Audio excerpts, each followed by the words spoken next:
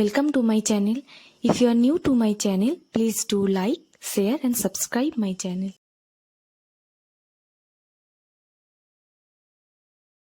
Today's video is on cancer. So এই cancer টার্মটা খুব commonly আমরা শুনে থাকছি, এখন খুব ভাস্টলি ক্যান্সার ডিজিজটা আমরা দেখতে পাচ্ছি। So today's video is on what is cancer, the warning signs of cancer and the treatment of cancer. So ক্যান্সারকে আমরা কীভাবে ট্রিট করবো বা কীভাবে ম্যানেজ করবো। First come the definition of cancer or what is cancer. So cancer is an abnormal growth of cells which has the ability to involve adjacent tissues and even distant organs and eventual death of the affected patient if the tumor has progressed to the stage where it cannot be treated. So cancer কি না, cancer হচ্ছে abnormal growth of সেলসের abnormal growth, যেটা normally আমাদের যে cell ডিভিশনটা হয় তার থেকে অ্যাবনর্মাল হিউজ সেল ডিভিশন হচ্ছে। হুইচ হ্যাজ এবিলিটি, যেটার এবিলিটি থাকছে to involve the adjacent tissue. যে পার্টিকুলার এরিয়াতে ক্যান্সার হচ্ছে সেই পার্টিকুলার সেলসের তো অবশ্যই অ্যাবনর্মাল গ্রোথ হচ্ছে, অ্যাজ ওয়েল অ্যাজ সেটা সারাউন্ডিং টিস্যুকে ইনফেক্ট করছে বা ইনভলভ করছে। শুধুমাত্র সারাউন্ডিং বা অ্যাডজাসেন্ট টিস্যু আর সারাউন্ডিং টিস্যু নয়, এটা ইভেন ডিস্টেন্ট অর্গান, দূরের অর্গানগুলোকেও আস্তে আস্তে ইনভলভ করা শুরু করে, যার ফলে কি হচ্ছে eventual death of the affected patient, যার জন্য পেশেন্টের আস্তে আস্তে ডেথ হতে পারে as a result. So this is called cancer. So cancer is the abnormal growth of cells, যেটা নর্মালি আমাদের যে সেল গ্রোথটা হয়ে থাকে সেই নর্মাল সেল গ্রোথ নয়, অ্যাবনর্মাল প্রলিফারেশন আর অ্যাবনর্মাল সেল ডিভিশন হওয়ার কারণে এই সেলসগুলো কী করছে আস্তে আস্তে সারাউন্ডিং সেলস, পাশাপাশি যে সেলসগুলো থাকে সেগুলোকে আস্তে আস্তে ডিস্ট্রয় করা শুরু করে।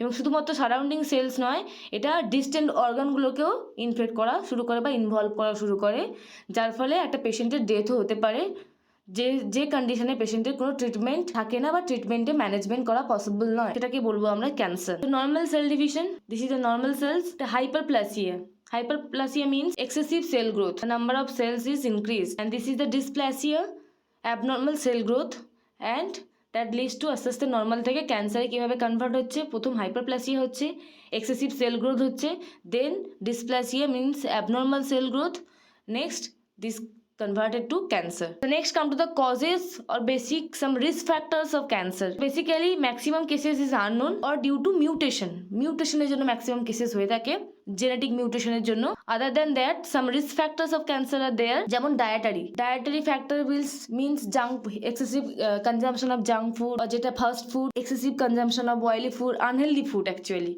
So due to that factor can lead to cancer. Next, infections from viruses, যেমন human papilloma virus. So varieties of different type of virus can cause cancer. Physical inactivity due to sedentary lifestyle, due to lack of activity, এটা হওয়ার কারণে সেখান থেকে সেই সমস্ত person কিন্তু as a risk factor of cancer role play করছে। Next, overweight and obesity. Next, genetic factor, alcohol consumption, tobacco consumption, occupational risk factors যেমন রেডিয়েশন, কিছু অকুপেশন থাকে যেখানে কন্টিনিউয়াস রেডিয়েশনের মধ্যে এক্সপোজ হতে হচ্ছে বা কেমিক্যালের মধ্যে এক্সপোজ হতে হচ্ছে কন্টিনিউয়াসলি, সেই ধরনের ওয়ার্কার্সদের ক্ষেত্রে একটা রিস্ক ফ্যাক্টর থেকে যায় cancer development. And drug intake. So কিছু ড্রাগের সাইড এফেক্ট আর ড্রাগের as a intoxication as a রেজাল্টও maybe as a risk factor of cancer role play করতে পারে।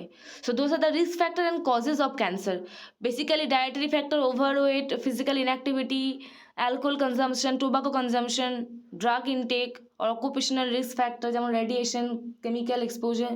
So those are the risk factor of developing cancer. Next come to the early signs or early stages of cancer. Basically the warning signs of cancer. So warning signs are unusual bleeding or discharge. Sudden patient যদি কোনো ইন্ডিভিজুয়ালের মধ্যে দেখা যায় যে sudden কোথাও থেকে without any reason বা without any underlying disease যদি আনইউজুয়াল ব্লিডিং বা ডিসচার্জ দেখা যায়, সেটা মেবি ক্যান্সারে অ্যাজ আ ওয়ার্নিং সাইন হতে পারে। এছাড়া change in bowel and bladder habit, sudden bowel এবং ব্লাডার হ্যাবিটে চেঞ্জেস, যদি পেশেন্টের বা যদি ইন্ডিভিজুয়ালের কোনো আন্ডারলাইং কোনো কজ না থাকে, মানে বাওয়েল এবং ব্ল্যাডার হ্যাবিট চেঞ্জ হওয়ার পেছনে যদি কোনো আন্ডারলাইন যদি কারণ না থাকে, without any reason, without any underlying cause, যদি সাডেন বাওয়েল এবং ব্ল্যাডার হ্যাবিটে চেঞ্জেস কন্টিনিউয়াস দেখা যায়, this can be the signs or symptoms or warning signs of cancer. Next আর sore that does not heal, যদি কোনো সোর বা যদি কোনো আলসার যেটা হিল হচ্ছে না, can be the sign of warning sign of cancer. Next,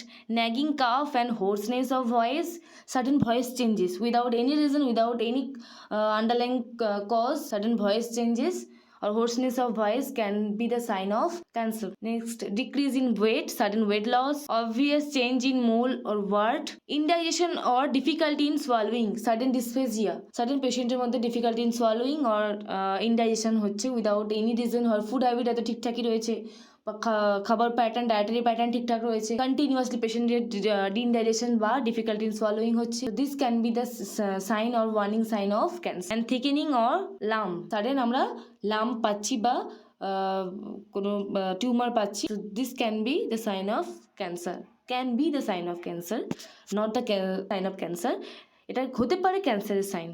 So this is the warning signs of cancer. Next come to the pathophysiology of cancer.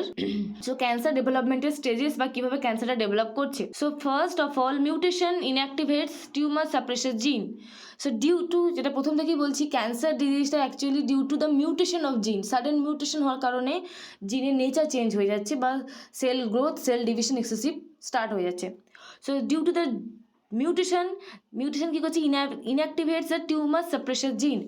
Due to the mutation tumor suppressor gene, এটা tumor গ্রোথটাকে বা unnecessary tumor growth এগুলোকে suppress করতে help করে, সেই জিনটার কার্যক্ষমতা বা অ্যাকশনসটাকে inactivate করে দিয়েছে ডিউ টু মিউটেশনের জন্য এই টিউমার সাপ্রেসার জিনের অ্যাকশনসটা ইনঅ্যাক্টিভেট হয়ে যাচ্ছে, যার কারণে কি হচ্ছে, সেলস প্রলিফারেটেড, সেল গ্রোথ বা সেলস সাইজ বেড়ে যাচ্ছে এবং সেল গ্রোথও বেড়ে যাচ্ছে, হাইপারপ্লাসিয়া হয়ে যাচ্ছে। And that leads to mutation inactivate DNA repair জিন, and that leads to mutation of proto-oncogene creates an oncogene. So proto-oncogene মিউটেশনের জন্য কনভার্ট হয়ে যাচ্ছে অঙ্কোজিনে, যেটা আমরা জানি যে oncogene is the reason for cancer. So due to the mutation proto-oncogene converted to oncogene or creates oncogene, and mutation inactivates several more tumor suppressor genes that leads to cancerous growth. So due to the inactivation of tumor suppressor genes and conversion of proto-oncogene to oncogene, that leads to the excessive cell growth, abnormal cell growth, and that is cancer. So next come to the treatment of cancer.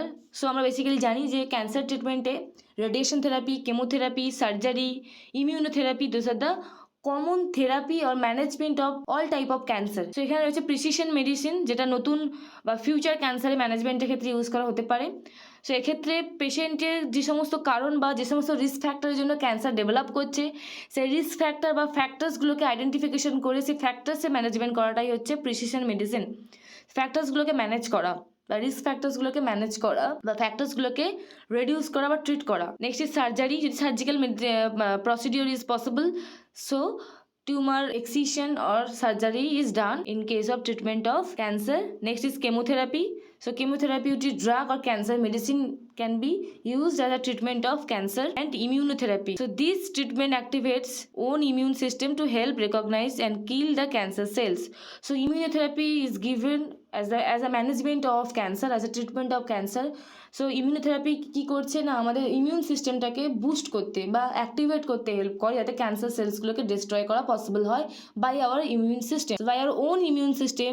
ইমিউনোথেরাপির মাধ্যমে immune সিস্টেমটাকে boost করা হচ্ছে, activate করা হচ্ছে to destroy the cancerous cells and to fight against cancerous sales.